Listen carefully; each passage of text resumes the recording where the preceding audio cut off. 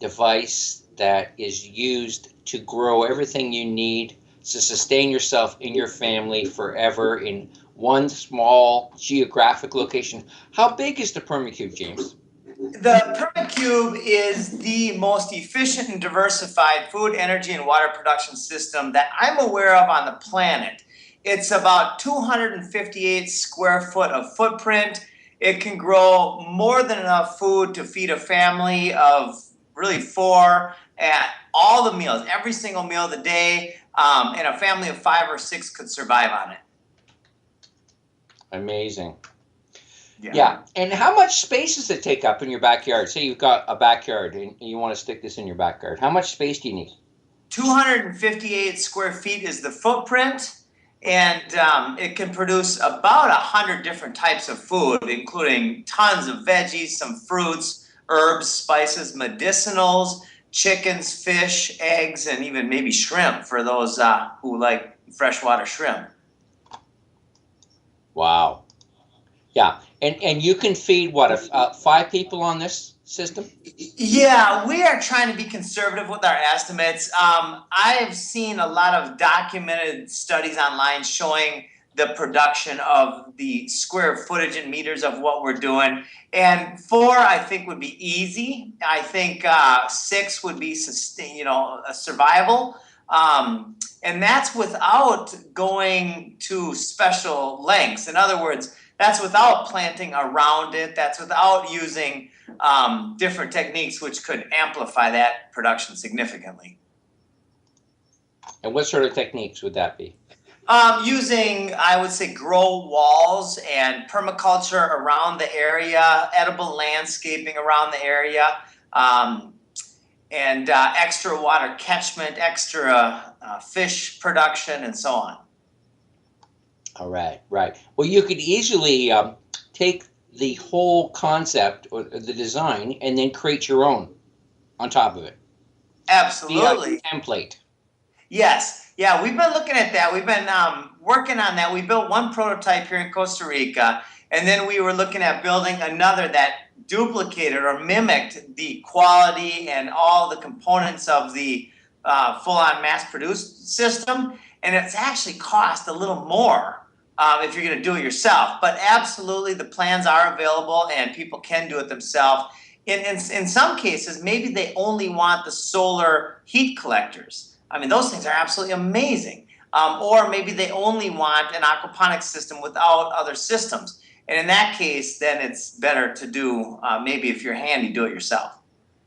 Well, no, what I'm suggesting is you get one of these units, and then after that, you use it as a prototype and make more. You know what I mean? Or make a bigger greenhouse or whatever. If you say you're starting an eco community, right? And these are going to be your template, and then from that you can construct more. And it would be great for eco villages. Have you heard back from the? I introduced you to Kasha Joubert and the people at GEN, the Global Eco Village Network. Have you had any follow up to our initial conversation with them? I have not yet, but I have not reached out myself. I've honestly been so busy. We just went on a Shark Tank casting call the other day, and we won the rights to go to the next level. And there's just a million amazing things going on all at the same time. So I haven't put that on the priority list yet.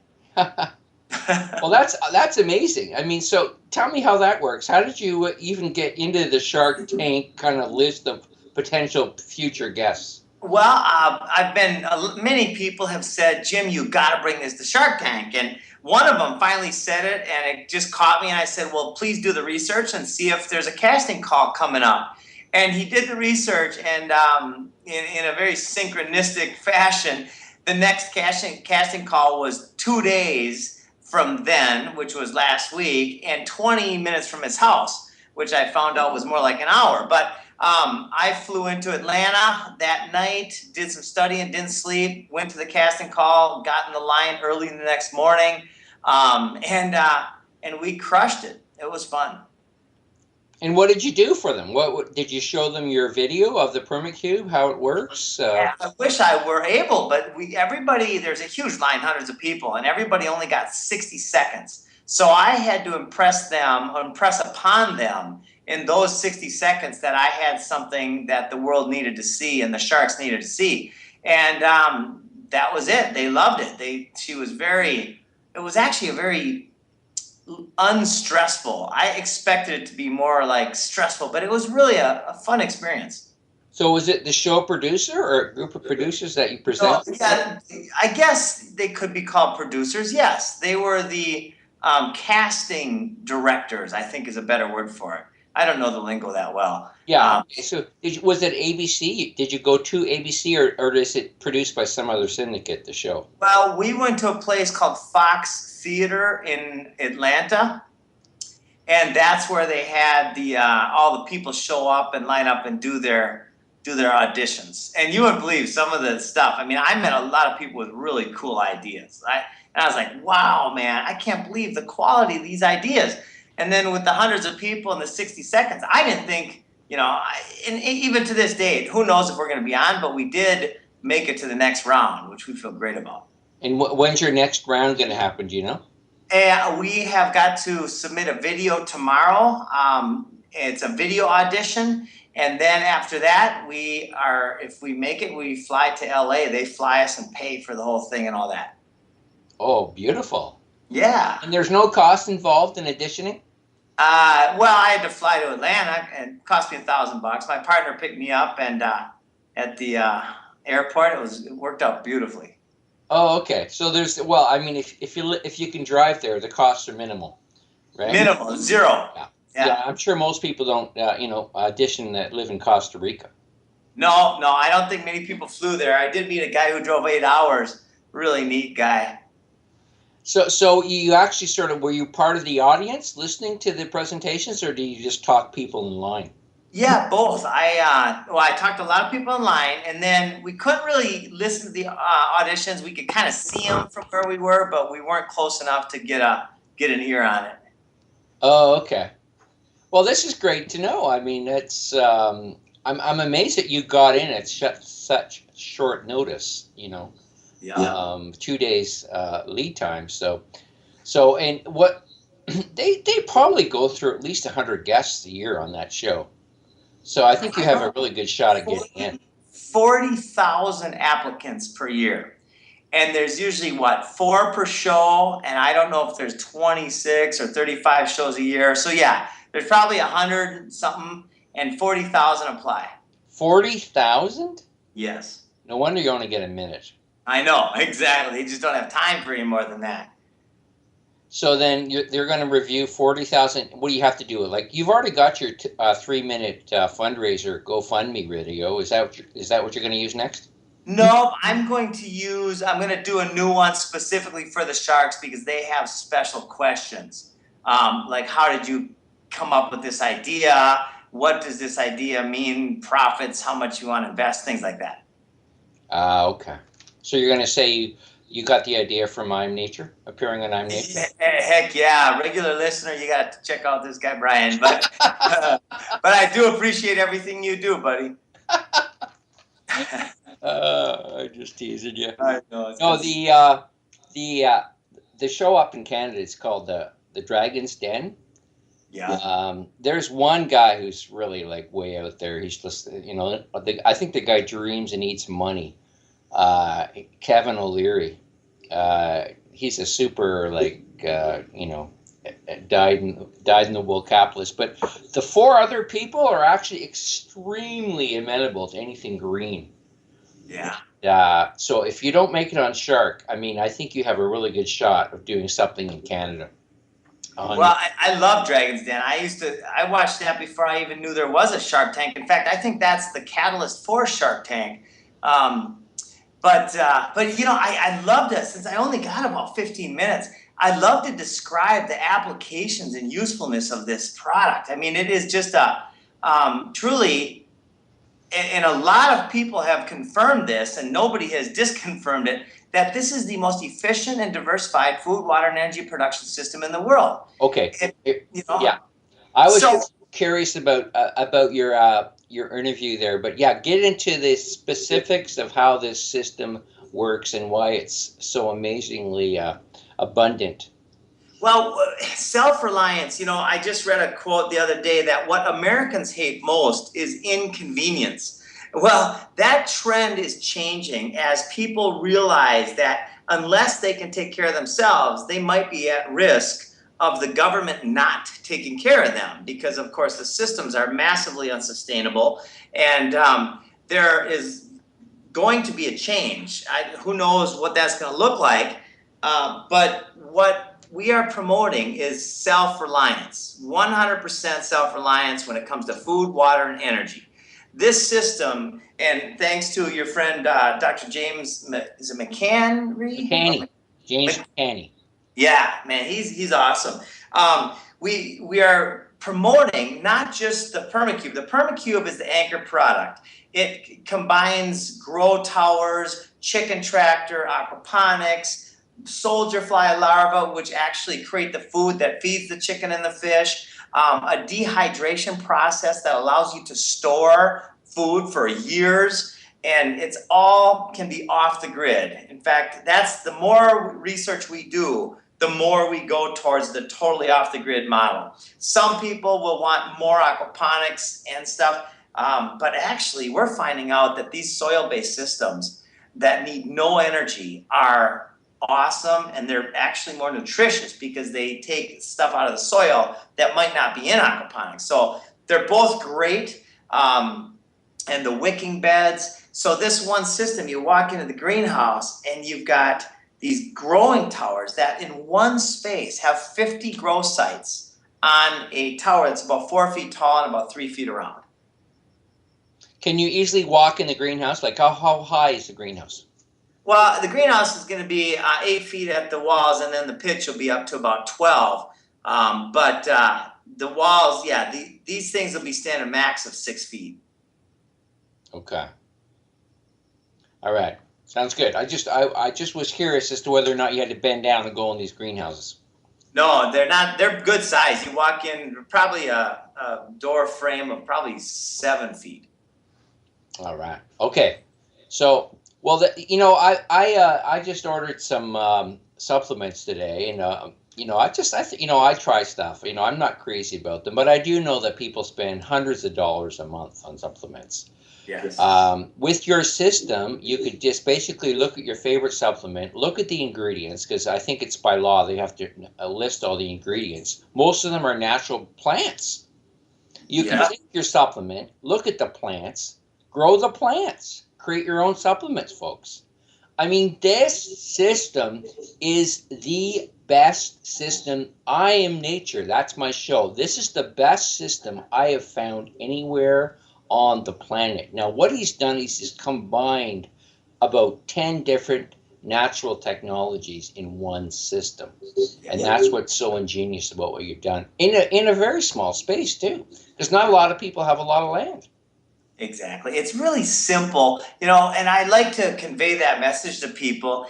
It's taking a bunch of proven technologies, like you mentioned, and putting them into a more efficient structure and design into one small area so it can fit anywhere. There's a lot of farmers who've already got a lot of these systems on their farm or in their big yard, and one's over here, the other one's over here. Well, we just put them into one space. Yeah. And the thing I like about it too, James, is that I think your main market is going to be your average, family, single family home. They realize that all their food's poisoned, that their water's full of toxins. Yeah. Maybe one of their kids is Down syndrome, or what's the other thing that's going rampant? Autism. Yeah. That's really going rampant.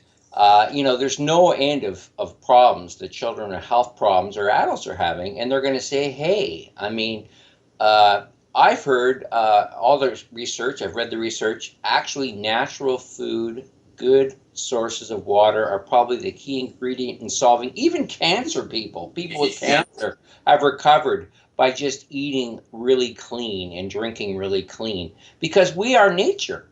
Our body is 90% microbial. our microbes need real food and clean water. That's what we are. We're basically a walking pond. Yeah. And people don't realize that. We've become so disconnected from what we actually are in the physical world. And your system replicates what we are as a person. Yeah. It does. I mean, the medicinals that I'm learning about here in Costa Rica are absolutely amazing. Uh, there's medicinals, like you said, all these chemicals are derived from something else that's actually already in existence and in a plant. And so, like curcuma, there were some studies done that say turmeric, and the main ingredient is curcuma, is better than chemotherapy on 22 types of cancer. Yeah. Yeah. It's amazing. I mean, you could even specialize in herb creation. Then we have these people who've got these massive gardens in their backyard and they've got all the top restaurants buying herbs from them. There are so many things you could commercialize this thing. There are so many ways that this system would pay for itself in less than a year. Yeah. Yeah. And the numbers we're doing, my goal is to make this affordable for everybody, because unless everybody's eating, then there's somebody else that's at risk, because I can't be safe and healthy and feel comfortable in my own body if the family's kid next door hasn't eaten for 3 days. I mean, if I was a parent, I'd find food. And so my goal, our company's goal, is to get this as affordable as possible, to create educational programs that allow people on a budget to do this themselves. You know, a lot of these things can be done if you're handy on almost no money. So that's one of the things we're very committed to, is just helping people realize that they can be completely self-reliant. Are you still looking for people to help you market and sell these? Oh man, the neat thing about this is our franchise model is actually just as amazing, in my opinion. Well, considering that it goes hand in hand with the Permacube. And so, yes, we are looking for people who want to open one of these, who want to set one of these on a busy corner in their area with a sign that says open house from, let's say, 8 to 9. You could work this thing 3 hours a day or less with proper organization. And I'm guessing you could sell 2 to 3 a week. Plus, you could sell a lot of component parts. At 2 to 3 a week, you're making 150 grand a year. Wow. Yeah, and what's the risk? There's no employees. Insurance is minimal. You're taking a piece of land that is otherwise not very useful because it doesn't have to have water or electric hookups. It's really one of the neatest franchise opportunities I can imagine. At low risk, high potential return. Imagine a franchise where you have 0 sales and you still make over $1,000 a month. Well, yeah, I mean, you could put one of these up in a farmer's market. Especially if it's a full-time farmer's market, absolutely. Yeah, I mean, wow, that's a great idea. I just thought of that one. Wow, that's a great idea, and we're looking for those. Everyone going there for fresh, organic food, and they say, "Hey, I can do this myself this easily in my own backyard." I'm interested. Yeah, absolutely. No, I would love to work with you on this, Brian. If you could find a piece of land that has high visibility is the key. You want a piece of land that has a lot of foot and or drive-by traffic, that has easy access to parking, whether it's on the street or in a little parking lot, and you put one of these up, and every location is going to be a self-reliance co-op, where you do not have to have inventory or employees. Basically, you just have to grow food and show people. And then through the demonstration of this system, you can then sell these systems to everybody who shows up that wants one. Well, I'm still working on this trip, but I want to go northern Saskatchewan and meet with some real natural natives. Unfortunately, a lot of the native people in Canada and the U.S. have now succumbed to the Western lifestyle. But there are some real natural native folk out there who I've got this couple living up there. They do a lot of camps. They teach people how to hunt moose, how to skin them, make clothing from them. They're into everything natural. They're very interested in this. So I'm hoping to get up there in August. And we'll work on something. If we could just think of the potential just within the native community alone for this product. Yeah. Oh my gosh. I was Especially talking. in northern climates where they can only grow food like 2-3 months of the year. Yeah. The cost of like anything green in It's just, northern Canada is just astronomical. Like nobody can afford it. They and can the, they eat crap 9 months of the year because they can't afford real food. yeah. And coincidentally, a gentleman found me through way of our advertising and word of mouth that has created an 8-inch thick box that is it's basically a 12 by 12 cube that has insulation values that allow it to be. He said you could do it at the North Pole. You could grow lettuce with his system. And the guy is well funded and very successful guy. So what we're going to do is in cold weather climates, we are going to team up with him and his system. And in moderate to warm weather climates, we're going to use our structure. Okay, so it's basically the same system, but it's going to be insulated where it is in a greenhouse, where it's sort of like, more like a box-shaped component. Yeah, his system isn't near as diverse. It's meant for basically a few products, high dollar value. Ours is way more diverse, but what we could do is use his box and then convert it so it has more diversity. Because we're all about self-reliance on the family level, on the local, I want to grow it myself level. And there's still a lot of people going for the big, centralized as rather than decentralized systems. Yeah, yeah. I think we've gotten to the point now where most people would rather have one in their backyard than have a centralized. Although community gardens are great and whatnot, but again, they're good in Canada. They're good for like 3 months, and then you're basically going back to the supermarket. Some of the farmers markets go year round, but they're importing they're importing stuff. They're not growing it. Yeah. So your system really allows for fresh food year round. Like my garden right now is in full bloom, and oh man, this is my favorite time of year. Running in there and grabbing fresh tomatoes and everything. It's just Isn't fantastic. that awesome? I love that too. And even the thinner walled system can double the growing time in a place like Minnesota or where you're at. By keeping the really harsh changes in temperature, nights and days off of the plants. So you can get another, heck, these things grow lettuce, let's say, in 40 days compared to outside where it might be 70 or 80. So you can still get quite a few turns. Yeah, yeah, oh yeah. It'll increase your production, no doubt. And then, like I say, you can sell your excess. There's lots of people who want to buy, or even set up your own stall in a farmer's market. I'm telling you, these And things can produce a lot of food. yeah, and even better for those people who might be way off and just want to store is the dehydrator is key. You can it comes with shelves and a solar heat collector, which is a fairly simple process. And you take that, you get the solar panel, you get the little fan going, and you now dehydrate within 24 or 36 hours. High quality organic food that can be stored for literally 2 to 5 years, but easily all winter with very simple packaging. I love it. I love it. Okay, we better get your contact information out there because you said you only had 30 minutes, so we're getting near the end of that 30 minutes. I know, I would love to, but my daughter, it's a bedtime thing. And it's a ritual that I can't miss, especially tonight when I've been gone. I had Shark Tank meetings and all that. So, Jim Gale, my email is jimpgale@gmail.com. JAMP as in Patrick, GALE @gmail. And you've got the rest. So if anybody wants to, Put up the Permacube site, buddy.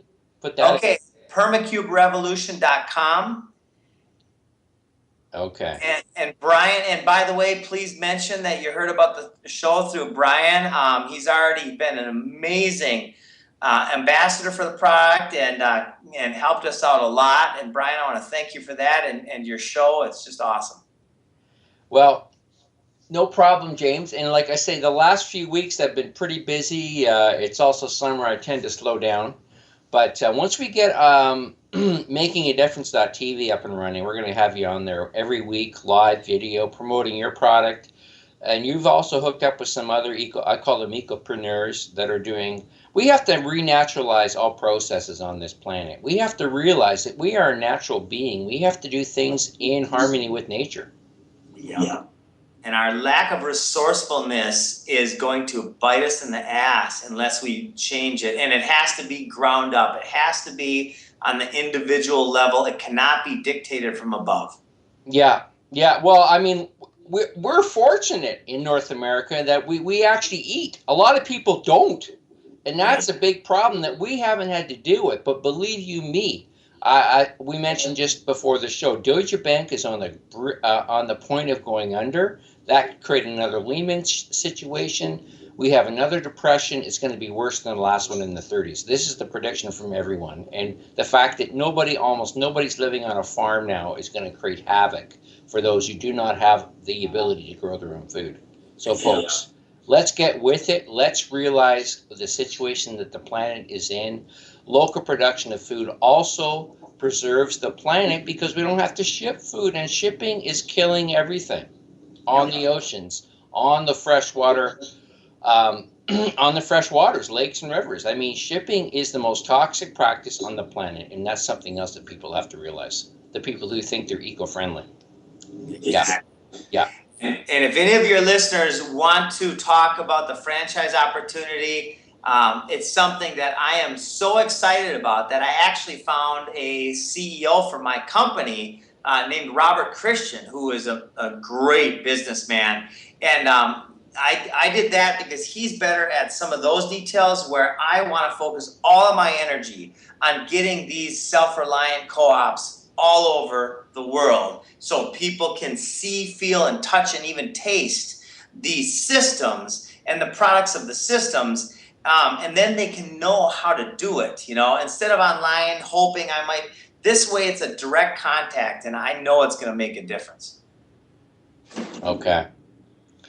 Sounds good. Well, I mean, you're gonna have lots of help, and you're gonna have to. God, by the time this thing's done, you're gonna have to have production facilities and probably 5 locations. I know you don't want to ship this thing on the oceans. You know how damaging this process is to the environment, and so I mean, all your planning is great. We've talked about it on previous shows, folks, but unfortunately, James is, I just wanted you to come on and just give people an update on where things were going. And I'm really glad you took 30 minutes out of your busy day to come on. I made sure, and I'm going to say good night, James, and we'll stay in touch for sure, because I am, like you say, I'm one of your biggest fans, and I too am trying to help you move this product, because I believe that it is, apart from anything else, and I'm really glad you hooked up with James McCaney, because he's one of the top scientists on the planet as well. This Permacube is I don't know of anything else on this planet that can do as much good as this product can. That's how big I am on it. That's how significant this product is for the health of this planet. Yeah, well, thank you, buddy. I feel the same way. I can't even sleep. I get up at 5 in the morning because I got stuff to do. We got to spread the word. So have a great night, Brian and folks, and we'll talk soon again, buddy. Okay. You take care now. Ciao. Bye-bye. Okay, folks, we're going to bring in our next guest. Now that James and the Permacube's completed, we're going to talk to some of my sovereign friends. Again, this is a couple living in Costa Rica. Neko and Zeeka is the name they go by. And I've got another friend here I'm going to hook up with too.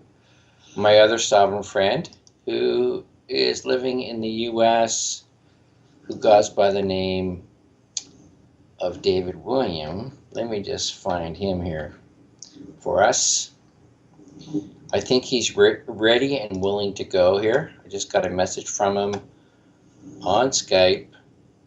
David, are you with us? David. Hey, David. We made it. We made it. We did. I'm getting a bit of an echo. Gee, I better put on my headset. I think it's at your end because I had no issues with my previous guest. Yep. Yeah, put on your headset.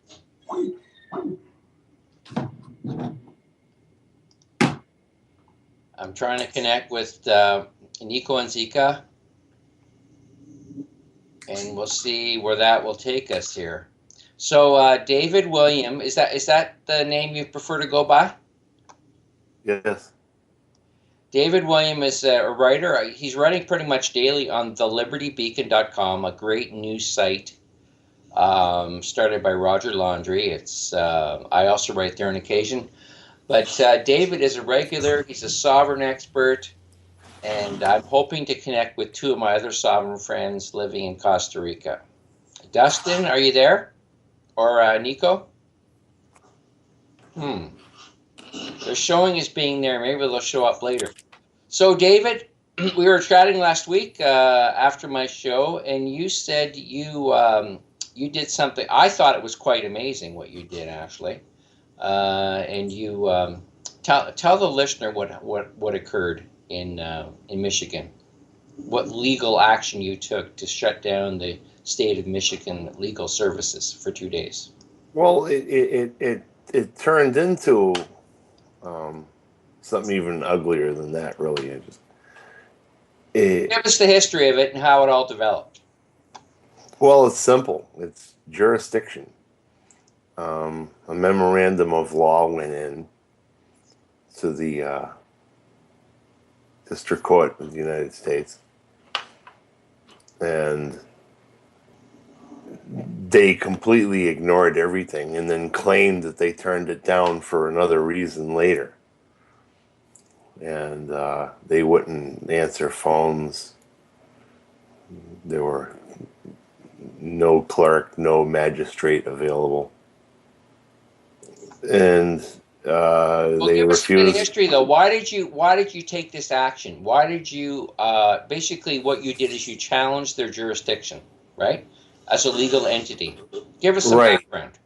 Well, that's because someone was being railroaded, and it was a memorandum of law and a challenge of jurisdiction because the other party didn't have jurisdiction, and the accused, did nothing. You know what I mean? Well, give me a bit more.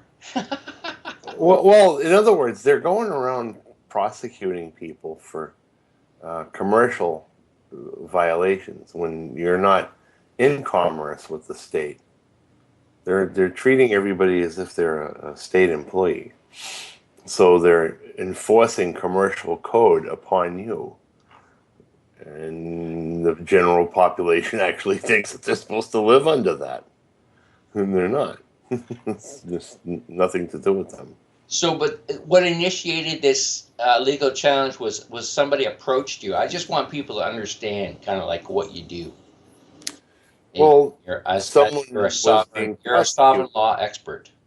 It was being prosecuted for no lawful cause. There was no injured party. There was no nothing. He never actually broke a law. In fact, all of the laws that I saw broken were that of the public servants. They broke all of their everything. Oh, gosh. I mean, I could go on for a long period of time on all of the stuff that they did that they shouldn't have done. So, what it is you don't have a court system. It's a mafia. It's the bar mafia. What does the bar actually mean? What is bar? That's barristers. Well, they're barristers, and they'll say crossing the bar, which is a piece of furniture, which they never. They're clowns, but basically, it's the Lawyers Guild. It's the Crown Temple, Middle Temple bar. It's the Inns of the Court, City of London. So that's who's running all of the courts here. They're bankruptcy administrators, magistrates, not judges over people. So the people who claim to be U.S. citizens are the ones who are all under this spell, the suspension of everything since 1863. So everyone is still under the Liber Code, still. So, it's not a state of law that you would think it is. It's a state of martial law rule. It's like martial law light. What sort of this tactic you used in this case, was it different from what you normally argue? Like what do you think led to them shutting down the law offices for 2 days across the state? Because they have proof there that they have no jurisdiction. So then what they tried to say was that he is a U.S. citizen. Well, first of all, he can't be a U.S. citizen. That would be impossible, and for the courts to pretend that he is high treason in an open court. You have to call them for that. That's exactly what they're doing. They know that that's not the case. Right. Well, I'm trying to connect. Sorry, I've been playing around here on my Skype here, trying to connect with the other guests, my sovereign friends in Costa Rica. Yeah, I see that. Maybe we finally got through here. They had some power issues. Neko and Zeeka, are you with me? Hi there. Hey, can you hear us? Yeah, I can hear you. Yes. A bit of an echo issue. The same thing with David when I first came on with him. Perhaps headphones, or maybe your speakers are a bit loud. That should help. Here, we turn the speaker around, see if that works. There we go. Is that better? Yeah, that's better. Okay, David. Okay, now we have everyone together, finally. I don't think Neko and Zeeka heard your story, so why don't you just tell your story, what happened. Yeah, what happened? I'm still getting It's access. just Yeah. Turn down your speakerphone. That should help. Okay, let's see if that helps. So I heard you shut down the courthouse or something? What happened? well, I mean, basically, no one would operate the court, the clerk's office, the main office, nothing. Yeah, okay, but tell us from the beginning tell them from the beginning what you did in Michigan. Well, there was just all these unlawful things going on. Besides all of the stuff that we're all familiar with, there was all this crazy fraud that if you saw what they pulled, you'd know that, this is really out of hand. So they were prosecuting this guy for no lawful cause, obviously. Plus, they were doing a lot of fraud on top of it. So we put in paperwork to the District Court of the United States, and they just went into shutdown mode.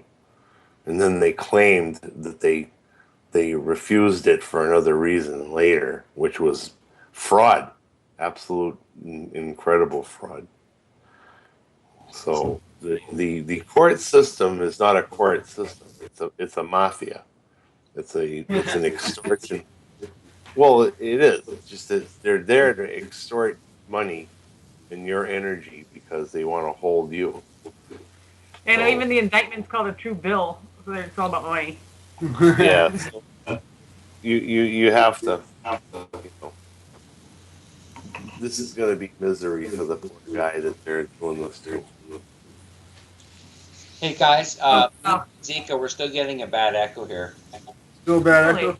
Here, let me check my settings here. Sometimes it helps when you just call back. I wonder if you should try calling back one more time for a better signal. Well, it sounds better now. It does? Okay, A little clicking over here. Let me try calling back one more time, okay? Yeah, usually we get a better signal the second time around. Try it. Yeah, okay. Let me just hang you up here just a second. All right, folks. Sorry about this, but they do live out in the bush, in the boonies, and it's sometimes difficult to get a clear signal to them or from them. Oh, now What's happened? They're not even showing up on my list. Come on, folks. There they are. We're just trying to connect with our guests from Costa Rica, living in the rainforest, and sometimes their signal is not the clearest. Okay, how's that? Is that a little bit better? Yeah, so far. Oh no, I'm still hearing myself in the background. Still hearing yourself? Okay. Okay, hold on. How are you guys set up? Are you on headphones or? No, it's got the speaker. It's usually how we do it every time. This is how you normally do it? We've had quite a few conversations. Yeah, I know. Is that better? Yeah. Sorry, audience. Yeah. Yeah. Are you using the same system? You don't sound clear. Weird. Yeah.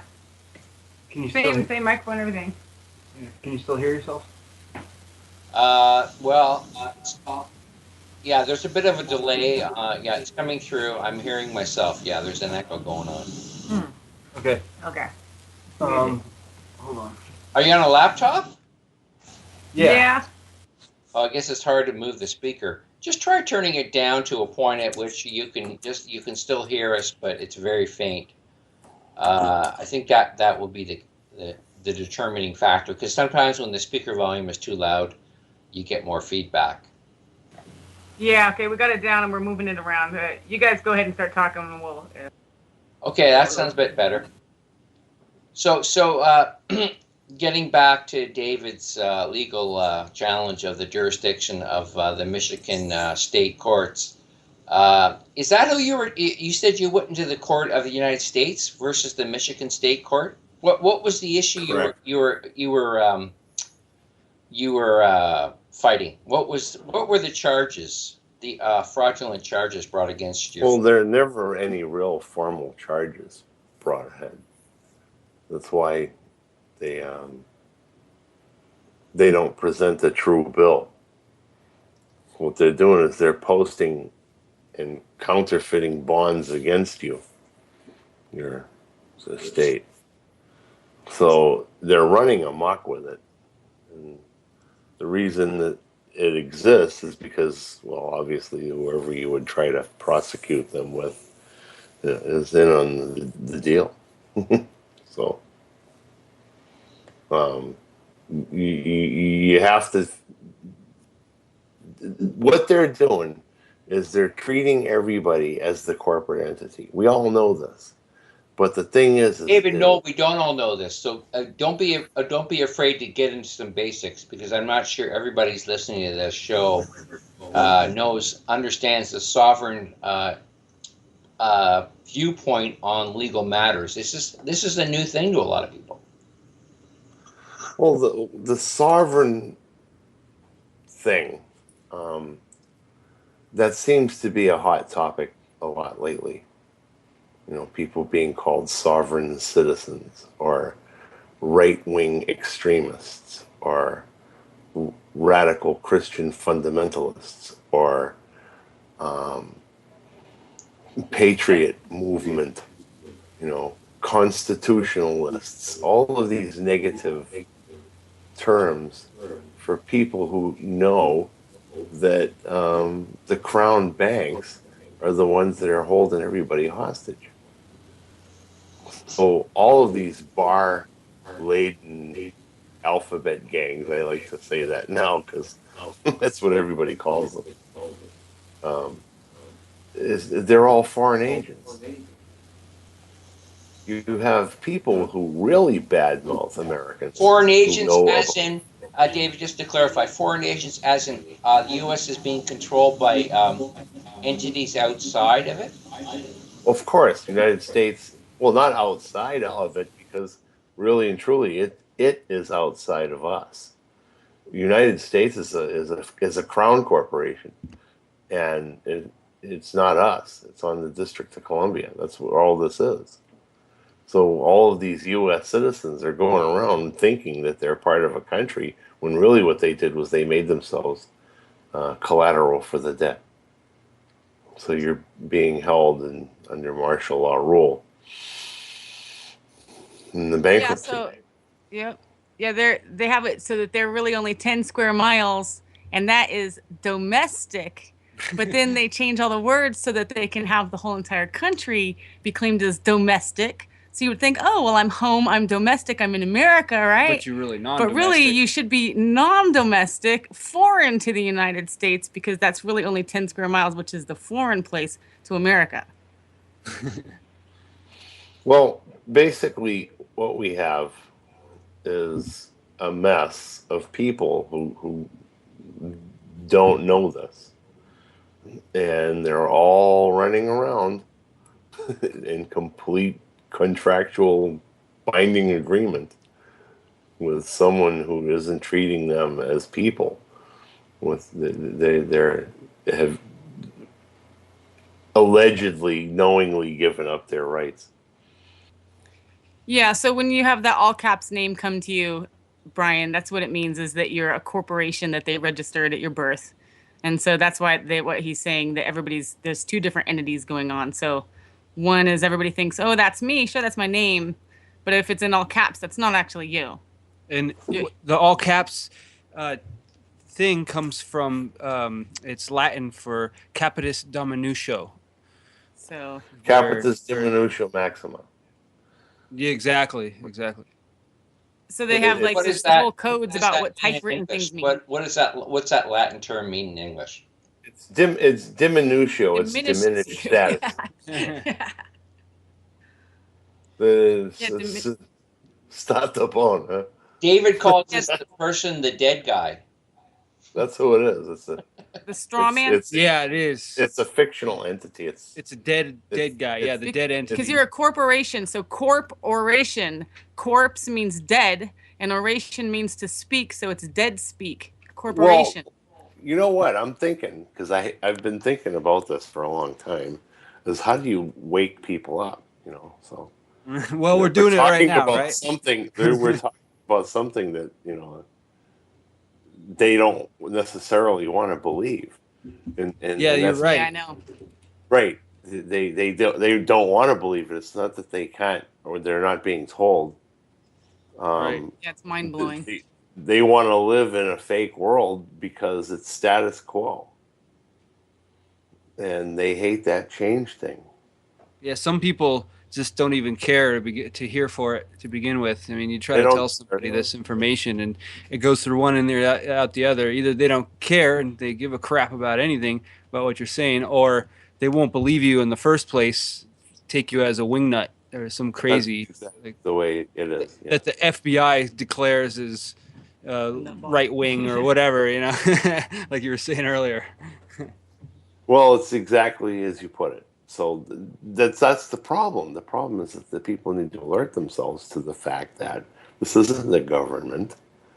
It's a mafia running the commerce here, and it's doing it for the crown. And a lot of people have to understand what the crown is. Everybody's thinking the Queen of England. Well, no, the crown is the Vatican. So the Vatican runs the whole show. Okay. I thought the Rothschilds ran the whole show. Well, what do you think? I still haven't figured out if the crown is the Vatican or who I mean, I'm not privy to who the crown is, but I still haven't been able to figure out who exactly the crown is. I think it's above our knowledge. The crown. Okay, let's continue the discussion of the crown after the break, folks, because we're going on a 5-minute break here.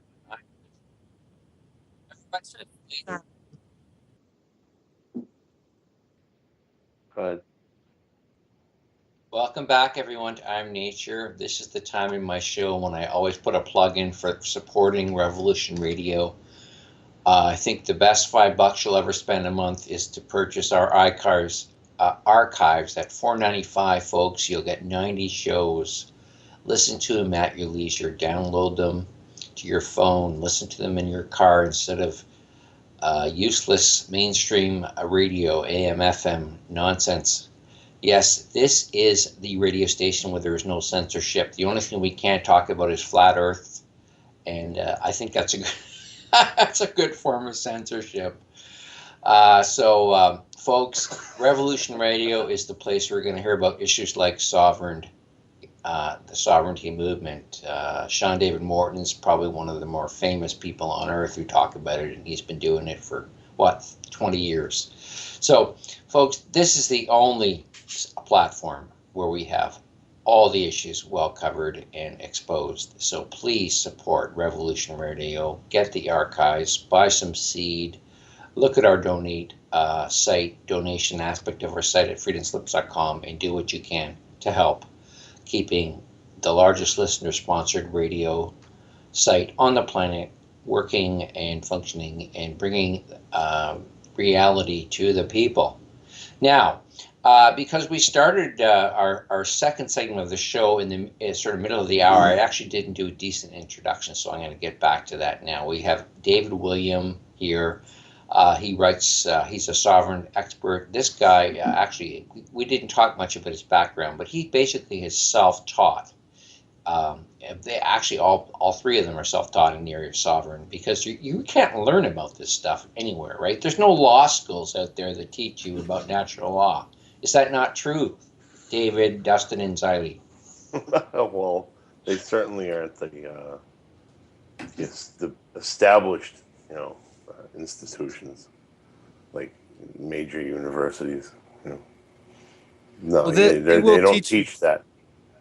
Yeah, they teach you like basics and court procedure, and they'll teach you common law. They do teach them common law. In fact, I have a family member who was taking environmental law, and they were teaching her what the common law was, but they don't go into it in depth like people like us who are so interested in it and just dive your nose into the books for hours, Well, they try to claim that common law is a history of bar court decisions, which is absolute nonsense. They even, I don't know, you could go on and on about how they try to conceal what they do, but that's what it is. It's concealment. Well, they codified it now, so the common law is codified, and it's mostly in the Uniform Commercial Code. So yeah, Uniform Commercial Code could be considered good common law. Yeah. Yeah, they're codified as criminals. So, yeah, they fit neatly into their own codes. But yeah, they're supposed to regulate them anyways. And if you think about it, it's talking in code, like no one understands it. Yeah, it's all codes. The whole sovereign movement term needs to be eliminated, because the sovereignty does lie in the people. That's what it states in the court decisions, Supreme Court rulings. Even them, even in their system, they acknowledge that. Well, they've got a problem with sovereign citizen, but that's because they're citizens, so they can't be sovereign because they're a slave. So if a citizen rebels and says, "I'm a sovereign citizen," then they got problems. They even know that that's a bogus commitment. Of course. Well, and it's all based on fraud. Right. So really what it is as it seems obvious, that there's an enemy. It's the bar. And the people need to just basically do what they can to ruin everything for the bar. The general population needs to unite in harmony, shut the bar down. I don't think they're going to be able to do that.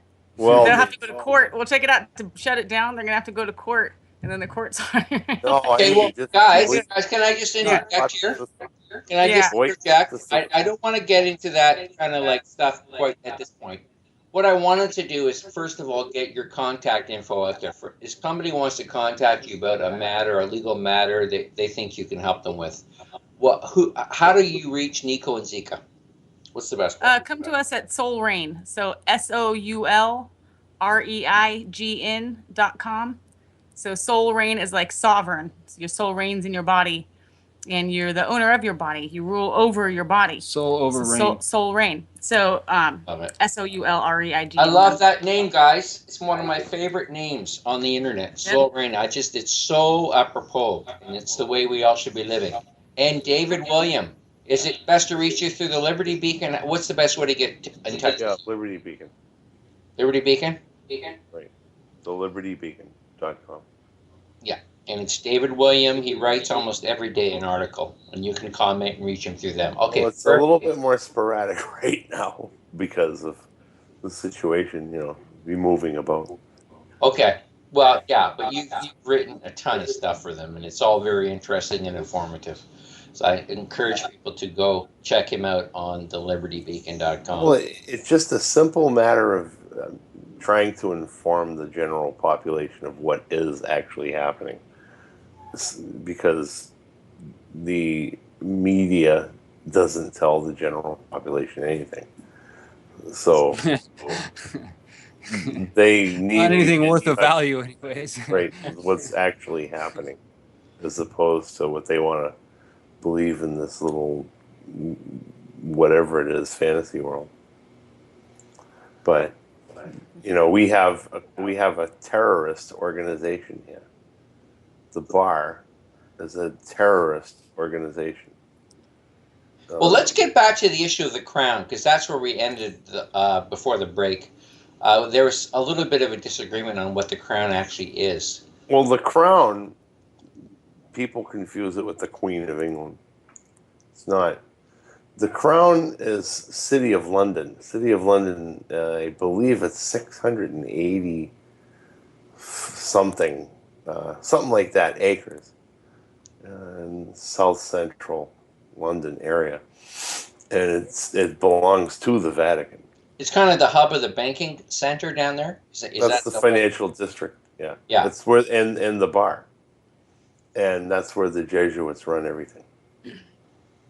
So, in that case, that's the Rothschild Zionist Jesuit arm of the financial end, because it's all really run in Switzerland and in Rome and Spain. Oh, really? So Dustin or Neko and I keep getting your names mixed up. Neko and Zeeka, what do you know? Can you confirm what David's saying, or what's your view on the crown? Well, I know the crown is not the queen, because Sean Denny says it on that article in the Illinois Attorney General's website. There's this guy, Sean Denny, and he's the advisor to Reagan, and he says that the crown is what runs the courts, and that the crown, don't be confused with the Queen of England crown, it's the Crown Templar. And it probably is something to do with the banking, but I mean, I'm just not privy to all that. I don't know. I just know that it's definitely separate. Well, they work for the bankers because they're brokers. All attorneys are brokers, and what they're doing is they're turning you over. Right. They're taking control of your estate trust. Yeah. So those aren't courts; those are banks. You follow? Those are banks, not courts. The bench is the bank, so they deal in counterfeited securities. What's the way of turning that around to where, how we were saying earlier that they basically try to make you into the trustee and them the beneficiary when it's supposed to be opposite, and that means that there's some sort of a trust there, right? Well, you prosecute them if you want to turn it around. Well, yeah. Well, put in a claim against them for what they're doing. Well, let's get to the guys. Let's get to this legal suit that I'm not sure if that's the correct term, but David basically shut down the court system in Michigan by claiming that they were not a legitimate. What would you say? They were a fraudulent organization. What was your claim? What did you say?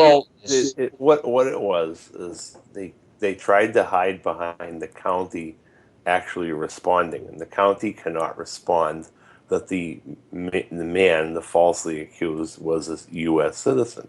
So that's impossible, because you can't be a U.S. citizen.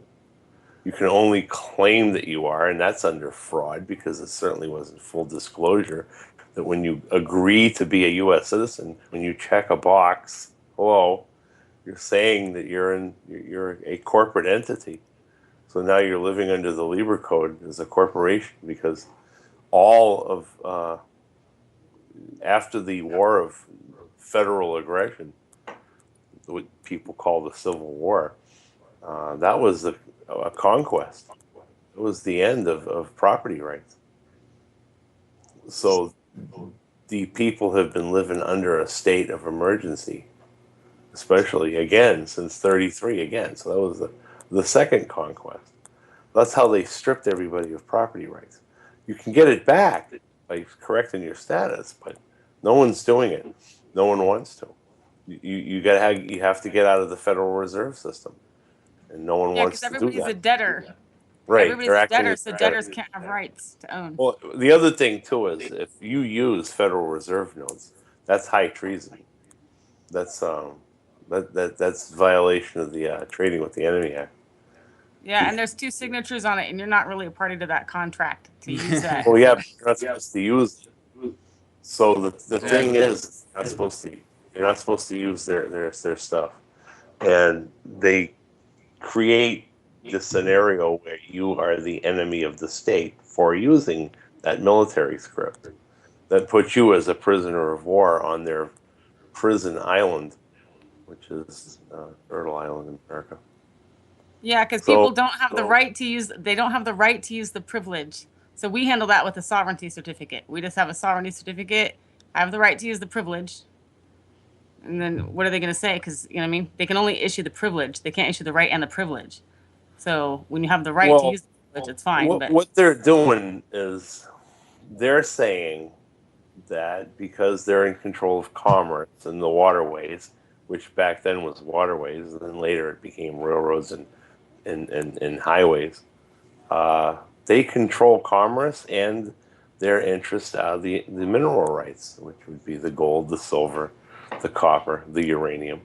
So United States is not a territory of a country, of a nation of people. It would have been United States, but that fell apart.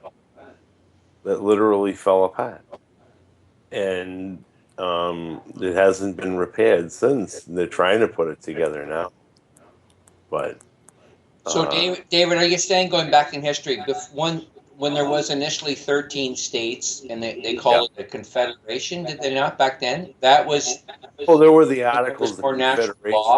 law. There were the Articles of Confederation after things was fairly settled that the colonies' charters had been severed, so they turned over to statehood, which is really a colony. So people have to watch out which state they're talking about.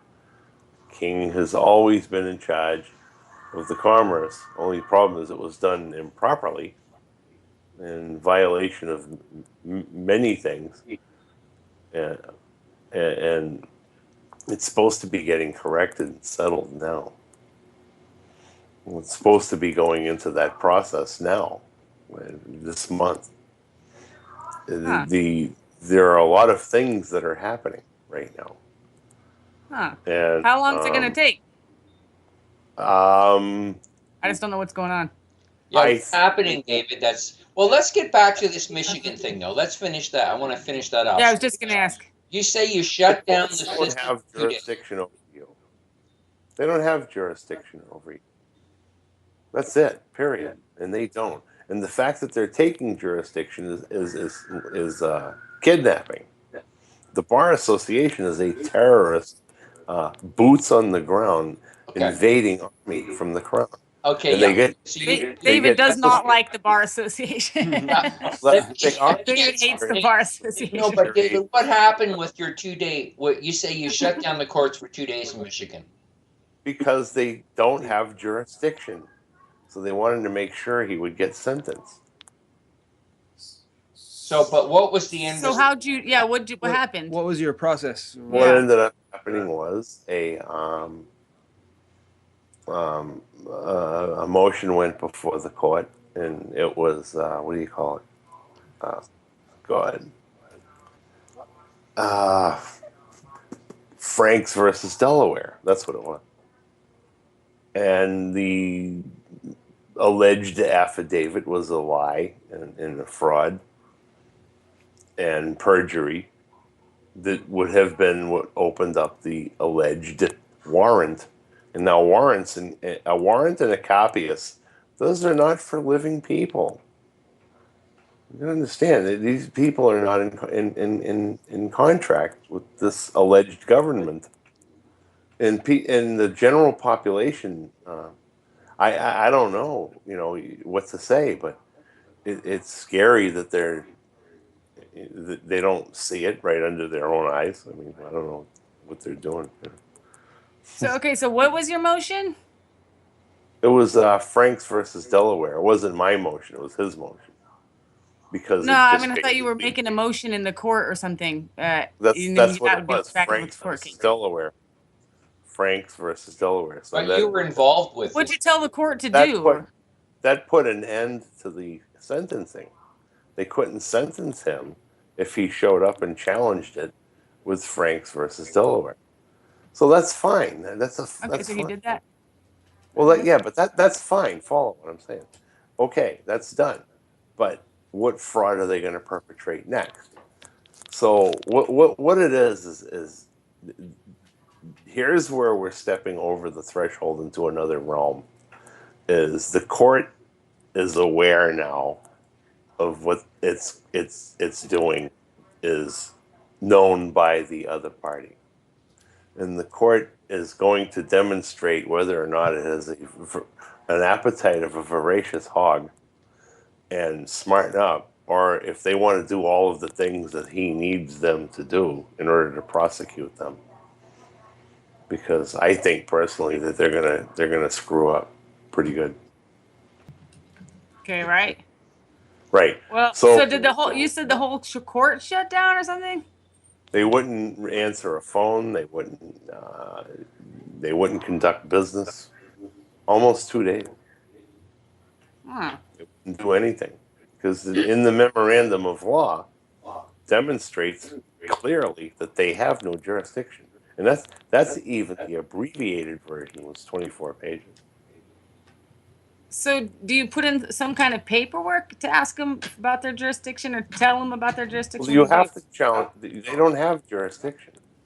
No, but what paperwork? People want to hear what you're actually putting in, or whatever. How'd you challenge them? 24-page memorandum of law of specific to what was going on. But so you did not motion or anything like that. You didn't use like a motion. You just put in a paper memorandum of law. Well, memorandum of law is attached to the challenge of federal question. Okay, so you challenge the federal question. Okay. Of jurisdiction. Okay. All right. Yeah, people want to know. And then the county responded later and said, "Oh, he's a U.S. citizen," but they can't prove it. Have you made a judicial determination that he's a U.S. citizen? Please provide. I'm not a receipt of anything that shows he's a U.S. citizen. Please provide that proof. A U.S. citizen would be a payrolled employee, right? Yeah, right. Between the District of Columbia, where is he a Virginia, public servant? Maryland. He's not a public servant. You follow? Sorry, you're adhesion contracts. We're getting a bit of an echo again, guys. So, David, can you repeat what you said? He's not a state employee. He's not a U.S. employee. He's accused as if he is a state employee in contract with them by claiming that checking a box that he was a U.S. citizen. See, this is how nasty the bar is. I'm telling you, they should all be, arrested and tried and hanged. A lot of them have caused tremendous crimes. Tremendous crimes. Taking kids from people, putting people in jail who've never committed a crime. This is the bar. This is a very evil, satanic, sick entity. They know what I'm talking about is true. It might sound funny, but it's this is how everybody's getting screwed. Well, I was laughing. They don't follow any law. They don't have any. They're not following their duty. They're not acting as trustees. They're basically using you as a slave. And if you don't like it, they'll put your ass in jail or shoot you. So David, is this matter still open? Has anything been resolved? Yes, it's never closing. It's never going to close because it's based upon fraud, misrepresentation. No, but your particular. Did you say it'll never close? Your No, particular because case, this the particular the case, people involved in this case are going to be on a treadmill for the rest of their lives. And that's exactly what the man who's going through this has decided that he wants. And I hear it. I hear him. So what he needs to do is to start processing them and going after their bonds and shutting them down. okay, so are you involved with this case? Well, yeah, of course. I'm the one who put in the stuff into the U.S. court.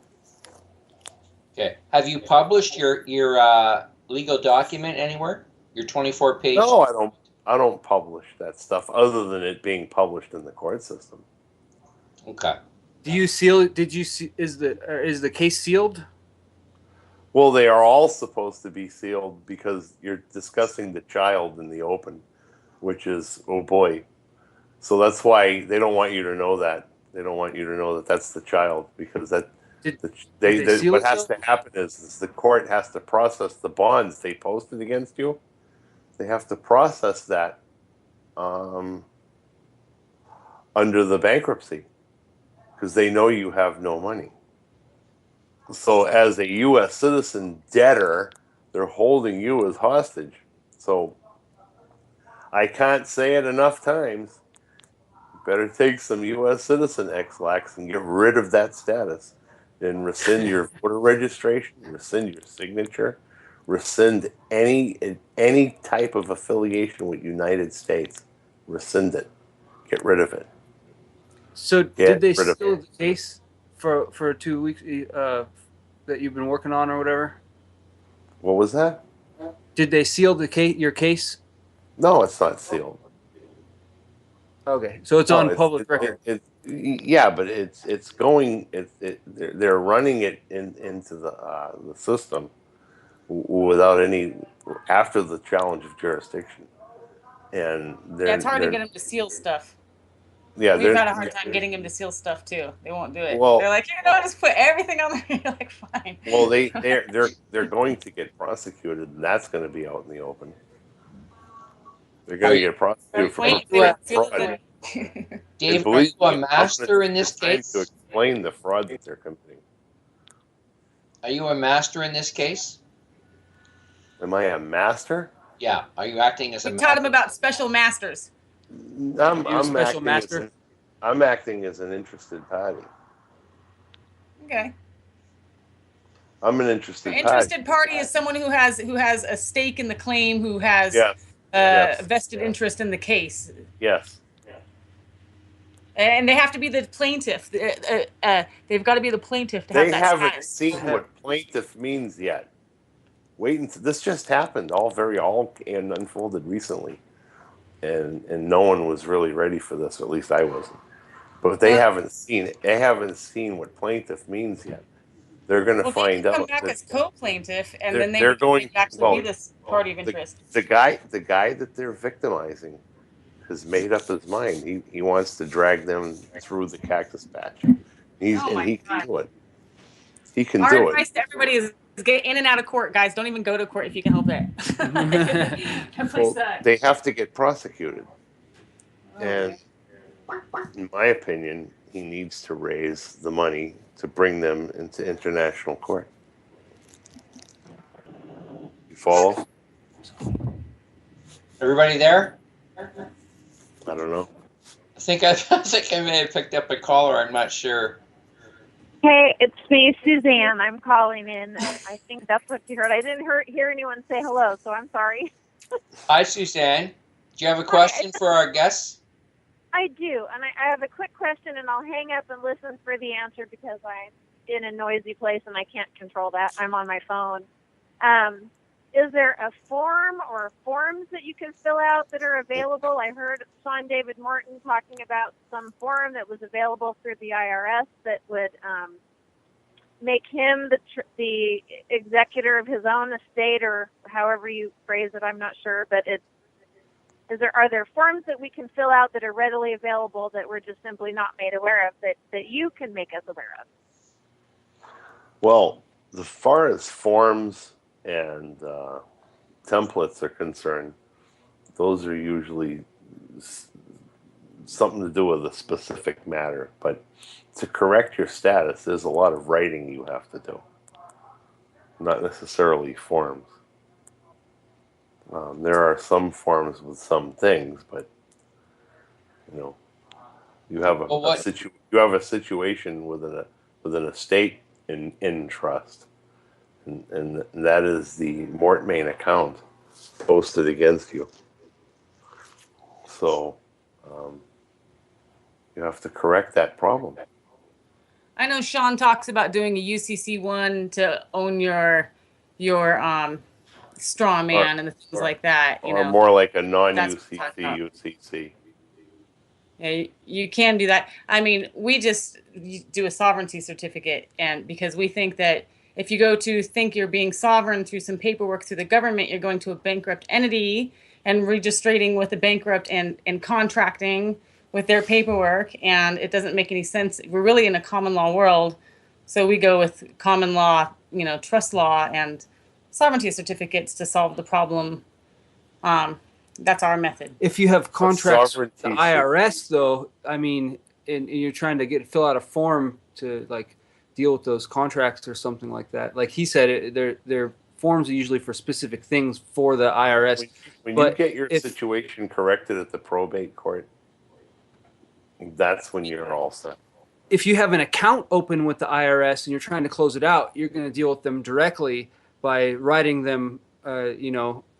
Well, you have to inform the Treasury and the IRS of things. Yeah, you do. If you have prior contracts with the IRS, then you have to deal with those prior contracts and get out of those obligations. There's a website called Fam Guardian and SEDM. Both got really good websites about all that. Yeah, about the IRS. What I recommend Suzanne do is contact you guys directly. This is not a simple matter of becoming sovereign or becoming free of this system. There's a lot of things involved. So I recommend that you contact you guys at soulrain.com or David Williams through the libertybeacon.com site. And, you know, it's not a simple matter. We actually say it's really simple. our whole motto is keep law simple. Calm in law, right? It can be simple. It just depends on how many obligations and contracts you have. That is true. Already with the IRS, because that can be difficult. That's true. Well, I mean, for any parent having a child, do not register the child. I mean, then you've saved your child. Well, they'll tell you it's stupid to not do it because you'll have nothing but trouble. What they don't comprehend is it's stupid to do it. Yeah, exactly. and they're part of the problem. But once you're in the system, once you have a SIN number, once you've been registered, you're paying taxes, it's not easy to get out, Suzanne. Thanks for calling in. But I advise you to contact like soulrain.com or David William at through the Liberty Beacon, and then it's not as simple as we would like it to be. And they make the system difficult to get out of because they basically want everyone to be working for them and under their control. It's basically the Matrix, this legal system we're in. Yeah. Oh, literally. Yeah, the Matrix. It is just like that. They get you plugged in. You have to do things with the IRS because, of course, your dead guy is dead. The people at the IRS think it's alive. Right. You want to get an EIN number for some entity to take care of that entity. What's an EIN number? Well, Employer's you're the ID executor number? to the estate. Tax ID number, like your social. You don't have a social security number. Your dead guy does. Yeah, exactly. Right. I don't have a social dead guy. Because only corporations have credit scores. Yeah, only corporations have credit scores. Well, I'm not, in their world, in their realm. I have, I don't use their banks. I don't use their money. I don't use, if I get paid with cash, that's fine. If I get paid with anything else, that's fine. Quite often, I get paid with other things. It works out very well for both parties, especially when you barter. Yeah, I don't want to get into specifics about payment, but the sovereignty certificate that Neko and Zeeka have, do you charge a fee to issue one of these?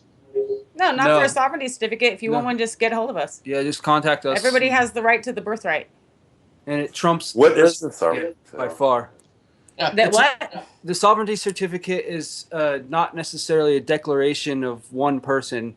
It's kind of a sightseeing declaration of two people creating like a fidelity a ceremony. A fidelity ceremony. Which is the beginning of a common law pure trust. And only the exchanger grantor of a common law pure trust can actually give out a sovereignty, enacted sovereignty. Yeah. So that means, it's actually certified, you have this, enacted, and you have documented. it in a document form, and you can it's evidence, And rather than and it goes back to retroactive to your birth certificate to clear up all of the torts we've been doing.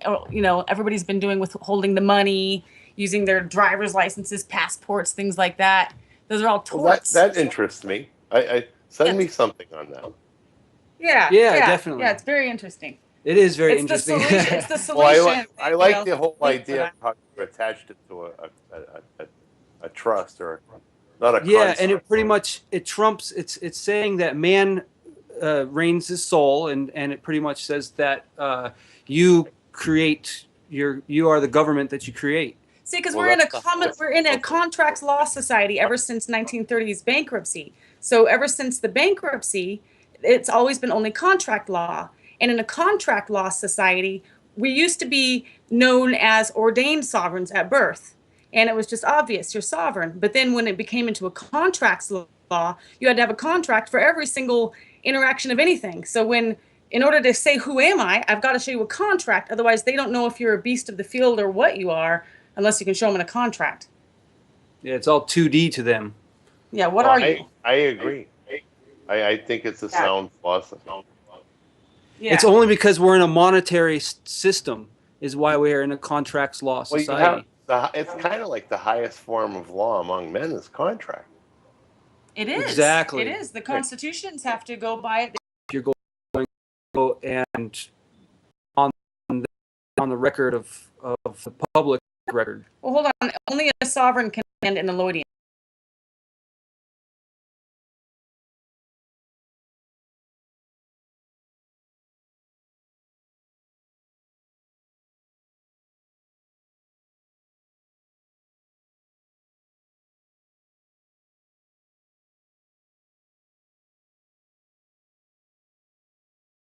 So that's on the, in the. All that stuff is fascinating to me. Yeah. Well, what about this allodial trust thing? That's really allodial titles. There's in a common law pure trust, and when you have your certificate of sovereignty, you have the ability to use allodial titles also. Now anybody can go and do their allodial title.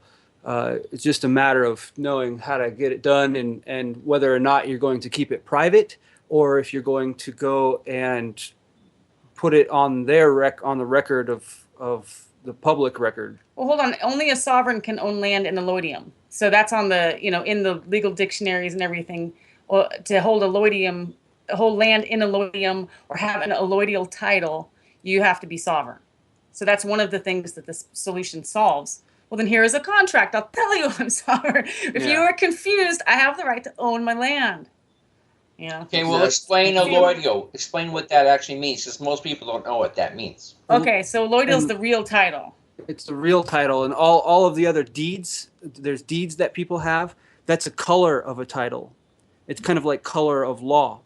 So color of a title means that it doesn't exist. It's nil, it's void. It's just basically having the appearance of that which is real, but is not actually in fact real. That's what color. So it's actually color of a title. Now, the queens and the kings to this day have allodial titleships. That's why you pay your rent at the end of the year in taxes to the person owning your real title. And then if you don't pay it, you don't own your land. So you're supposed to own it in fee simple, and fee simple means without taxes. And even on the deeds, it says fee simple, and everybody's got it all confused. So you can register. Let me just get practical here. Yeah. You can register your home, and once you're sovereign, as an allodial trust. An allodial title. You can hold your land in trust, but can you hold need it the in trust. title. They're separate. Exactly. Oh, okay. Hold it in trust, and then you don't have to pay taxes. Well, why would you? There's not on something you. I always say it like this: if I have this pen and I bought it, I love this pen, and then somebody comes back to me at the end of the month or the year and says, "Give me a quarter because you were using that pen." Do I really own this pen if they're going to take it back if I don't pay them the bribe? I don't own the pen. So that's a bribe. the same, That's a good way of looking it's the same at it. thing as your land. So and giving consent, and you can't give consent, and I mean understanding specific laws in the whole tax field. So there's no building permits or taxes on an allodial land. Do you think the queen is paying taxes on her land? She owns her land. You think she has a building permit on her land? She just does what she wants. She puts a little pond in, puts a little house up.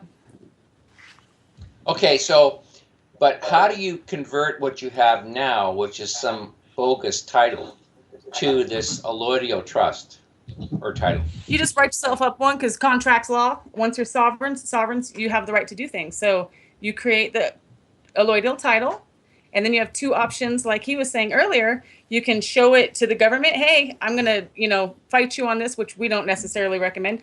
Or you just keep it and you have it there in your drawer. And then if you're challenged is when you say, well, wait a minute. And that's only if you really care. If you really, really care, somebody like David Williams would probably care. You'd probably fight him, wouldn't want to pay the taxes, and you'd just show him, hey, I have and then they come out about 3 times, 5 max, to say, hey, that's stupid. You're going to have to pay these taxes. And then you show them again. I've got the allodial title, guys. And then they come out again, and you just do that a few times, they'll go away. You keep dishonoring anything they do. And this on is, the deed, I just want people to know which is color of title, you have It is a straw man that's the tenant on the deed. Exactly. Right. And you're the sovereign with the right to own the land. Okay, The I agent. want people to, let me just break in here, guys. People know that this has been done in practice on this planet in various countries. There's a lot of people with their allodial titles. Exactly. Bill Thornton has a 1215.org, so 1215.org. That's for the Magna Carta. He's got a great site with a bunch of common law stuff. And if you go into his search bar and type in allodial title, ALLOIDIAL title, his great book comes up on it. And he has his. This is why when you go to the registrar of deeds and you start making corrections, the bar attorneys there go bonkers because they all want all of those deeds to be abandoned, which is what the problem. They're all abandoned deeds. There's all dead guys as tenants on the deed. It's Well, what the it land is. in America was given to the United States as trustees for all the land, and then they just stopped giving it back to us. We used to go in there for a few dollars and take over tons of land, and you could only pay for the paperwork, a couple dollars for the paperwork, not the land. It's free. Well, they're so trained by the bar attorneys there. Like one of them was changing the paperwork the way it was supposed to be done because a friend of mine had the dead guy transfer the property to the living guy, and the secretary was pretty upset, and she was typing and all beat red in the face. I don't know what this means. And she says, "Well, the attorneys say I don't have to do it this way." And he says, "Of course not. He wants you to keep yours abandoned too. So if you don't pay your rent every month, they'll take your property from you. Do you think they're your friends? They're not your friends. They had to steal all the property." That's why you got to not give them consent and say something. Speak up about it. Like you said, your friend transferred from the dead guy to him, the living guy. Right. He was speaking up. He was like, "Hey, I'm here and I exist." With the acknowledgement of deed. And then you take care of your do your revocation and everything. Revocation of power of attorney, everything. What they did was they sold out a bunch of derivatives from that fraud that you did at closing time. And they put it out on the open market, and it's all collapsing around them. And they're doing that on purpose because they're taking the land. So it's the people who are taking the land, the Zionist bankers, who are the Jesuits, the Knights of Malta, the Federal Reserve. They're all involved. Knights of Columbus. They're all involved because they're moving the properties through the HUD, Housing and Urban Development, and the Fed. That's what they're doing. They're moving. It's our responsibility to make sure that we own our property and not own it. I'm sorry. Let me rephrase that. Yeah, you never want to own anything. Take control of our property, because own means that you owe. Well, I agree. Owner. I'm an owner, and I owe. Own up to your responsibility. Yeah, there we go. There you go. Exactly. But the problem is that these lying, stinking bar attorneys are weaseling everybody's money and wives and children from them. They'll put you in jail for smoking a weed in your backyard. Okay? That's how crazy these people are. Now, I can tell you one thing. Anybody who isn't familiar with what's going on with Hillary and her thing with the emails and the investigation of the Clinton Foundation, which demonstrates clearly that these people are firing squad type of criminal, you know, and for punishment, and they can't even get her in front of a grand jury. If they put that, I don't know what you would call her, brought her before the federal grand jury, she would get indicted. But not one of the bar attorneys up there will do it. So think about it. There's the living proof now. The FBI is dead. All the FBI is really is a gang that goes after everybody that's not their drug running gang. Okay? Because the United States is the big drug runner. Don't you mess with the United States drug gang. So the FBI now, they know they work for all criminals. It's out. I mean, Russia released the emails. They're out. Hillary is, well, not just Hillary, but these are all the enemies. This is enemy territory here. So, well, Congressman X, I wrote the book a few months ago saying basically the Congress is basically, they're just paid, what's the word I'm looking for? They'll sell anything to the highest bidder. So basically, it's a committee to run a corporation. That's all it is. Yeah, but I mean, I consider the whole thing they so don't have the interests of anything but their own butts, and their own bank accounts. So whoever has the highest bribe will get what they want. It's pretty corrupt. It's basically completely corrupt, and that's why we have to introduce a different form of government if we even want to have government. I think we can even live without government. We don't even need government. We have a problem because the minerals beneath us and the banking system around us has been sold, and now you have new landlords. Not only do you not own the property in allodium, you have no title in allodium. What ends up happening is you have new landlords now, and their names are from China. And China is dishing out a big lump chunk of money to the U.S. Treasury to keep it from going belly up. And now that means you have a new debtor, a new creditor for the United States corporation for the next 70 years. Okay? Because that's how long they last. That's why the first one was in the Constitution. The second one was at the time of the Civil War. It's like a Jewish person during the paper, please, I need to see your papers. See your papers. Okay, the Japanese in the ward over here. I need to see your Japanese okay, so what's your status? Depending on how I'm going to treat you. Oh, you're a diplomat? Oh, that's fine too. But So their analysis status. applies Canadian, anybody in Europe, anybody under Western control government, or I would say any government on Earth.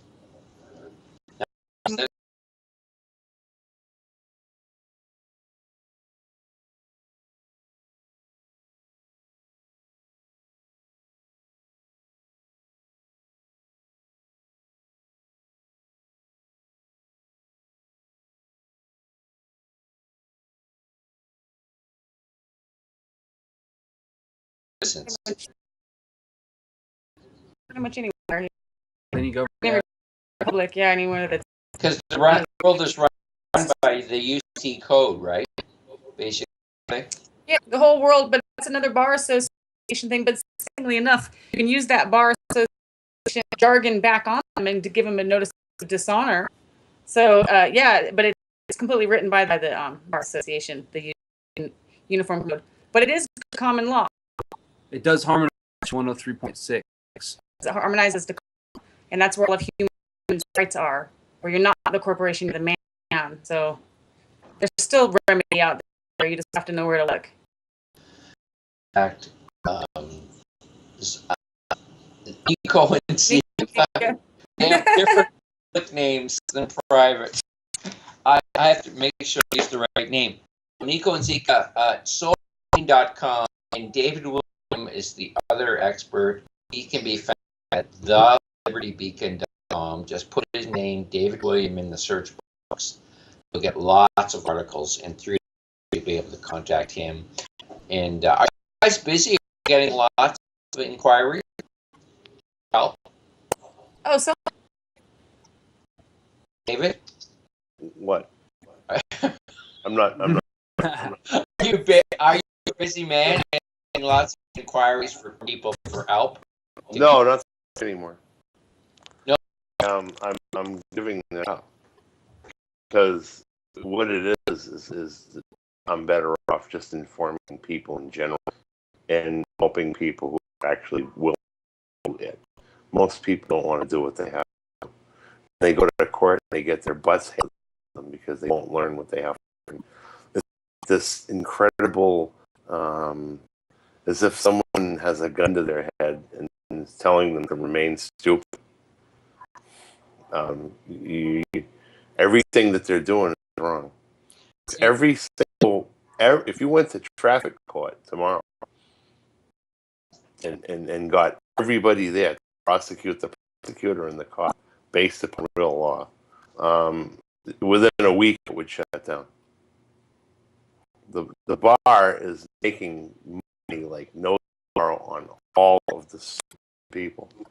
They actually think they need a license. Oh, you need a license. Well, first of all, who cares about whether or not they have a license when they're, blowing a .2 and they're drunk? The license has nothing to do with anything. It's all about commerce and a bankruptcy. And it's not about being above law, because anybody who thinks that they're a U.S. citizen is also stupid enough to think that they're under statutes and codes, which is what Congress or the U.S. Everything that they're doing is wrong. If you went to traffic court tomorrow,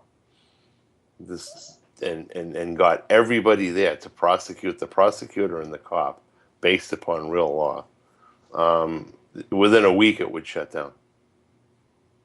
The bar is making money like no tomorrow on all of the stupid people.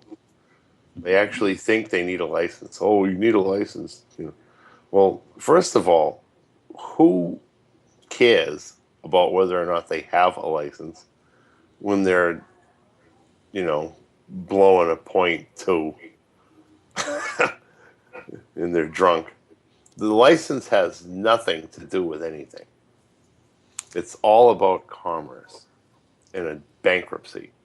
And it's not about being above law, because anybody who thinks that they're a U.S. citizen is also stupid enough to think that they're under statutes and codes, which is what Congress or the U.S. corporation created. Okay. They can only control what they create. I have a question for you, David. Now, I have to remind the guests that I usually have an extension into, an hour or two later, but unfortunately, there's a new show coming on at midnight tonight, I believe, so I'm going to have to cut out probably in about 5 minutes. But David, I just want to ask you a question.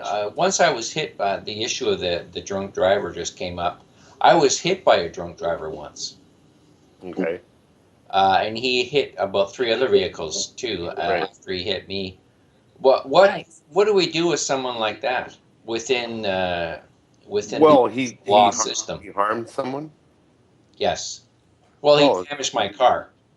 Yeah. Well, he would have to pay heavily. Have to pay to repay a car, and he should have a good talking to, because if he, in real law, if he harms someone, not only in a court, the court doesn't actually have court. It's about restitution, and if he harms somebody really badly, he could be hanged. He didn't mean it. It's like some kid. You could definitely send him a bill. You could enforce the bill. You could take him to a common law court, which is a court of record, and sit there on the stand as the injured party. You can do an administrative process first, and then have jury right then and there through matters in pais is what they call it. Which is matters outside of court. You can handle things. My point is this, that all these systems actually exist, these other court systems that are fair and just. Well, yeah. That's a nice way of putting it. What I hope that the message is getting across. If it looks like it's in the Bar Association, it's the Foreign Military Code on the District of Columbia, who's holding you hostage and will shoot you.